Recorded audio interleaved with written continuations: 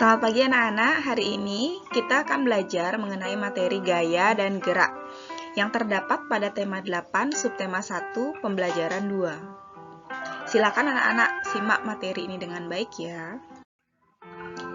Materi yang pertama adalah gaya. Gaya adalah tarikan atau dorongan yang dapat mempengaruhi keadaan suatu benda. Gaya dapat menyebabkan perubahan gerak atau perubahan kecepatan. Sebagai contoh, saat kakak belanja ke supermarket menggunakan troli tersebut dapat bergeser karena mendapatkan gaya dorong dari kakak. Jadi, adanya gaya dapat mempengaruhi gerak suatu benda. Macam-macam gaya. Di sini terdapat beberapa macam-macam gaya. Yang pertama adalah gaya otot. Gaya otot adalah gaya yang dilakukan oleh otot-otot tubuh kita. Misalnya, ketika kita menendang bola, maka kita mengarahkan gaya otot kaki kita. Gaya otot sangat fleksibel karena dikendalikan oleh koordinasi biologis yang terdapat pada tubuh manusia. Oleh karena itu, otot bisa mendorong ataupun menarik. Macam-macam gaya yang selanjutnya adalah gaya pegas. Gaya pegas adalah gaya yang ditimbulkan atau dihasilkan oleh benda yang sifatnya elastis, misalnya ketapel atau busur panah.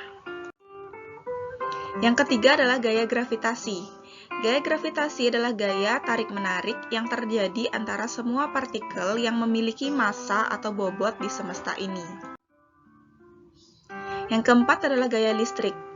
Gaya listrik adalah gaya yang dialami oleh objek bermuatan yang berada dalam medan listrik. Misalnya petir atau alat-alat listrik di rumah tangga. Nah, materi selanjutnya adalah gerak.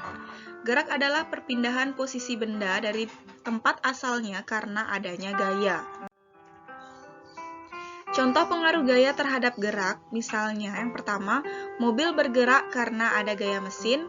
Yang kedua, anak panah bergerak karena adanya gaya pegas dari tali busur. Yang ketiga adalah lemari bergerak ketika didorong karena adanya gaya otot. Nah, hari ini Bu Guru memiliki tugas untuk anak-anak. Di antaranya yang pertama adalah silakan anak-anak membuat sebuah ringkasan dari materi hari ini mengenai gaya, macam-macam gaya, dan gerak sesuai dengan penjelasan yang ada pada video ini. Yang kedua, buatlah sebuah percobaan mengenai gaya yang mempengaruhi gerak, lalu dokumentasikanlah kegiatanmu tersebut. Buatlah laporan hasil percobaanmu pada buku tugas.